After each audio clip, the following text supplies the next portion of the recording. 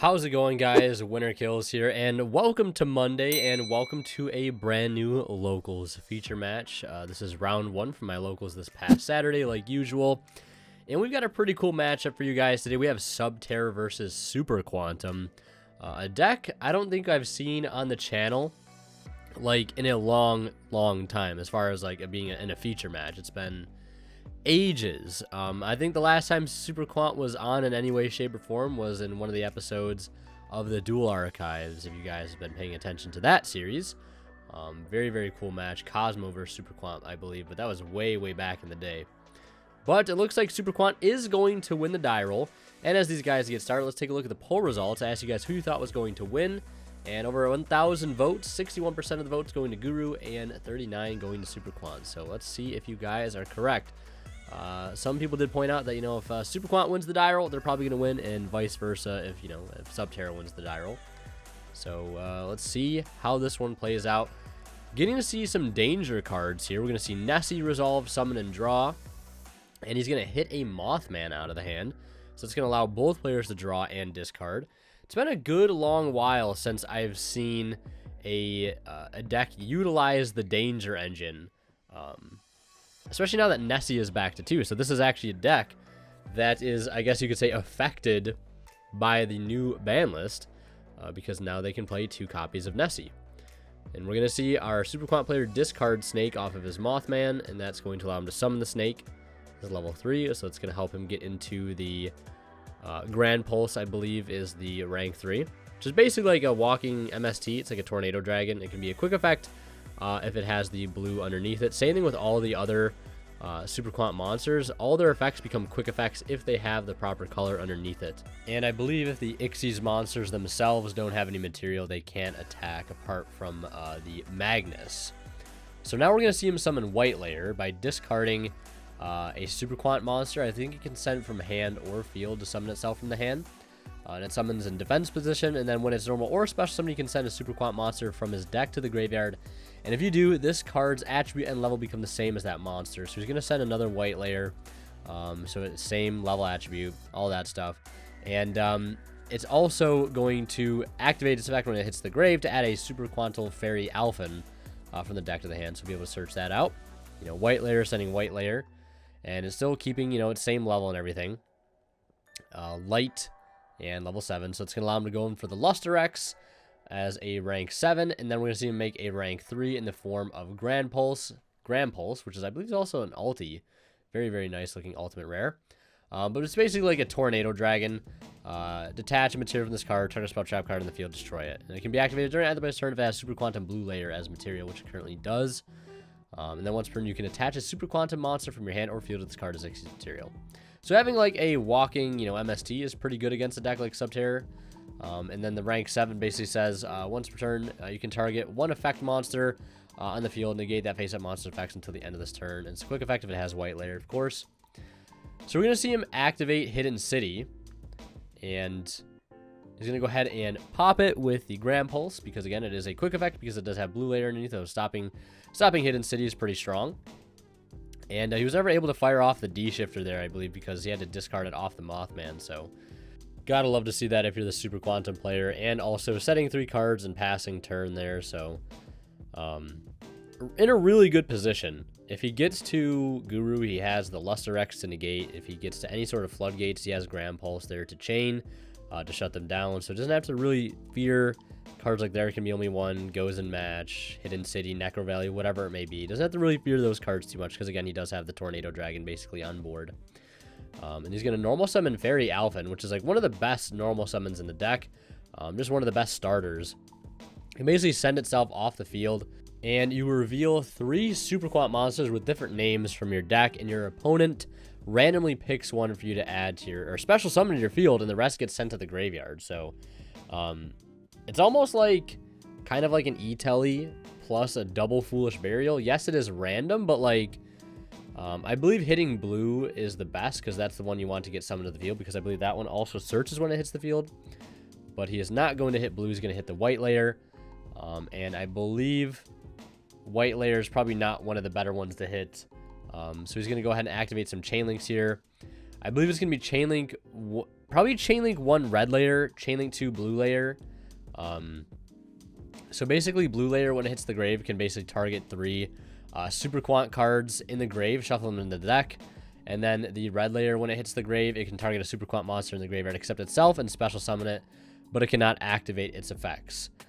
So he's just going to get 2 more white layers on the field, which are pretty big bodies, especially since white layer's at 2400. And he could also just establish another Luster X here, which is really, really good. Just kind of play the beatdown game here, and also probably establish Zeus too, because that just could be game over. So he is going to make just another Luster X, and he's going to swing in for 27 and 27. So a total of 5,400 damage. Keeping the Grand Pulse in defense, because you might as well. It's at 2,800 defense. Yes, putting it in attack would have secured him the game, but, you know, having a card like Grand Pulse gives you a ton of leverage in this matchup. Just being able to snipe off any starters you might have in the form of Hidden City or Floodgates. Like, there can be only pretty solid card. And then Zeus is just, like, on top of that is pretty insane. So we're going to see him activate Extravagance. And he's going to go ahead and banish 6, I imagine, here. And we'll see if it resolves. Because that could turn things around somewhat, but no, it's not going to resolve. Taking a look at the extra deck. Looks like he has Hidden City, and I want to say like a Fiendus in hand, it looks like. So he's going to activate the Hidden City. Grand Pulse is going to say no. He's going to chain. There can be only one now that the last of the materials have been exhausted from Grand Pulse here. Perfect time to go ahead and activate it. But of course, you know, he could chain Zeus. But he's just going to go ahead and let the there can be only one resolve. And keep the Zeus on board because you don't really care too much. He's going to go ahead and try to resolve some effects here in the form of blue. And our Subterra player has seen enough, and looks like we're going to be off to a Game 2. And as we get started here in Game 2, I want to mention a quick shout out to Imperium Duelist. If you guys don't know already, they've come out with some amazing products recently. Brand new GOAT format dice themed after some GOAT format monsters, as well as a brand new Millennium 4.0 playmat featuring the Millennium Rod with a beautiful black, purple, gold, and pink color scheme. Absolutely gorgeous playmat. If you guys want to pick one up, you can at the link below. And don't forget to use my discount code WinterKills10 off at checkout to save 10% off your entire order. And if you guys are buying anything on TCG Player, please do not forget to use my affiliate link down in the description below, because anytime you guys shop and check out using that link, a small bit of the revenue from your purchase goes right back in the channel and helps out a ton. So in Game 2 here, it's no surprise to see that Subterra is, of course, going to want to go first. Now, we'll see if he sets up a really fun and interactive board. Because I think that's what Subterra is known for doing, setting up really fun and interactive boards. But, you know, that's just my opinion, you know. So we're going to see him set the Guru. Hidden City will flip it up, and he does have the Imperm to shut it down. Pretty good, but also pretty lucky in the fact that his opponent did not have Fiendus, because it seems like every time I try to negate Guru, they always have Fiendus. It's just bad luck, I guess. So we're going to see him set one, which I believe is a Judgment. I think the last 3 cards in the hand are Necrovalley, D-Shifter, D-Shifter. So, I mean, better late than never. We're going to see him fire off the D-Shifter right now. And, I mean, I don't know why, like, I feel like you at least let him use Alphen. It does tribute for cost. Maybe he's afraid of Gamma. But I feel like you let him, I feel like you definitely let him use Alphen tribute for cost. Because then 2 of the targets are getting banished. Like, I don't know. Is there a reason to, like, shotgun it right away? Maybe he's afraid of him getting a body on field to, like, run over the Guru. Because he needs to keep the Guru on field. But we're going to see him still make plays here. He's going to hit the Nessie out of the hand. And even under D-Shifter, it doesn't matter. Because the dangers say they just have to be discarded. They don't need to hit the grave. I believe that's how they're worded. And then he's going to go ahead and use Nessie to search. He's going to grab the Bigfoot.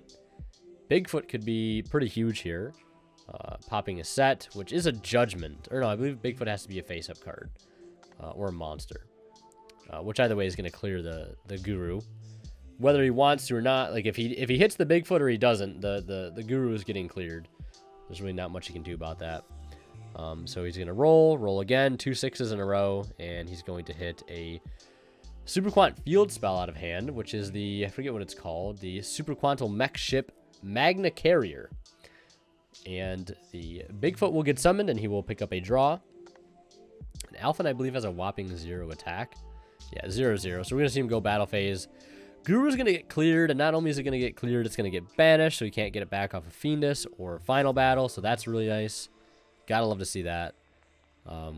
And I think you really just play the control, like, beatdown game at this point. Like, that's one thing about decks like Subterrors. Like, if you can establish some form of beater against them that, like, really doesn't play into too many traps,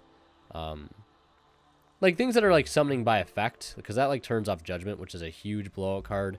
Strike's another thing, but if they have Strike, Judgment, like it's gonna be hard to play through the board anyways.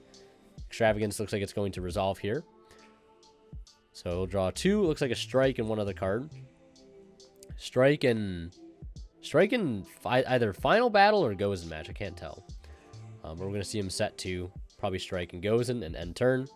But if you can establish a big body, and if it sticks to the board, and you can just play the beatdown game, it's like going to be very hard for a deck like Guru to get over it. I guess you could argue cards like Final Battle will help, because like that's how they clear big bodies. Otherwise, they're going to need a couple turns to get over it and get to like cards like Umastrix. But yeah, like the Bigfoot is actually kind of huge here in this kind of simplified game state. Like, I don't know, that's just like one thing I've kind of noticed over the years. Like playing against control decks is like if you really pace your card advantage and play it slow and kind of understand that like less is more, like you'll probably have an easier time against those decks instead of just like dumping your whole hand into 5-set back row. Sometimes you really don't have a choice depending on the deck, but like sometimes again less is more. So we're gonna see him resolve Alphen here, and we'll see what card he hits. He definitely wants him to hit the blue, because if blue gets summoned, he gets to search, and he does hit the blue. So he's gonna plus like a billion here. So it's probably gonna be Chainlink 1 blue, Chainlink 2 red, Chainlink 3 white. So white's going to add Alphen, red's going to summon one, and blue's going to add a Super Quant card. And like here you can see he's just dodging Solemn Strike via Chain Block. So that's really, really awesome.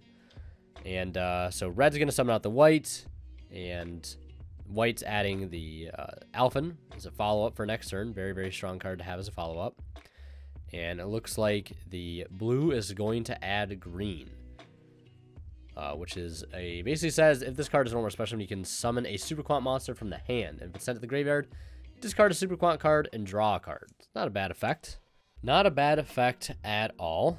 So now he's going to go ahead and play the Field Spell. And the Field Spell is actually really, really good. Basically says discard a card, target Super Quantum monster you control, special summon from your extra deck one Super Quantal Mech Beast, exceeds monster with the same attribute as that monster control by using it as material. It's treated as an Xyz summon.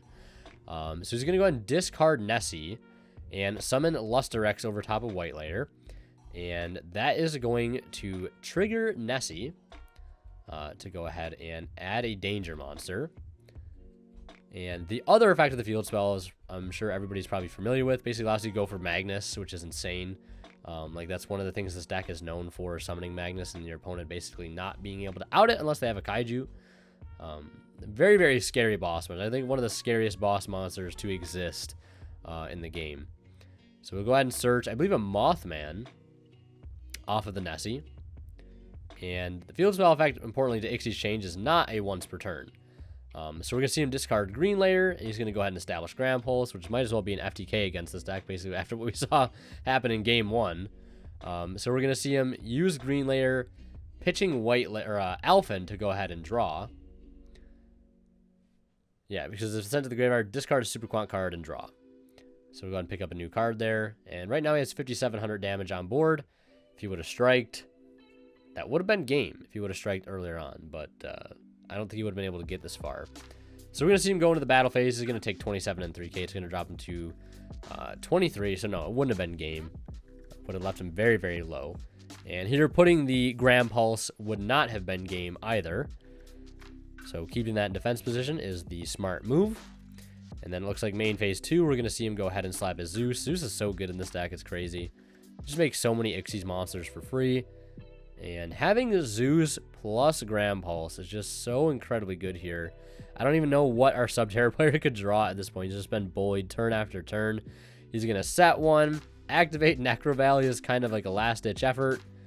And he's just going to go ahead and pass turn. No new cards being seen. That's, again, one of the problems with control decks is they have a very hard time at seeing new cards every turn outside of their just normal draw, relying on Floodgates to buy them turns. And he is going to have the Gozen match here, which can be pretty high impact since he has 3 different attributes, but he's just going to chain the Grand Pulse, of course.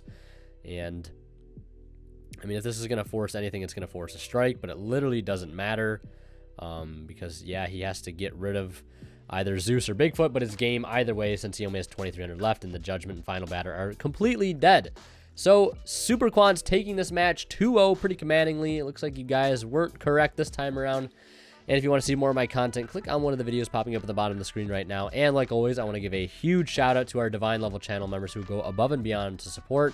They are Chatelax84, Pony Stark, Keith Sidgers, Daryl Bass, and Tweeter0226. Thank you guys so much again for your extremely generous support.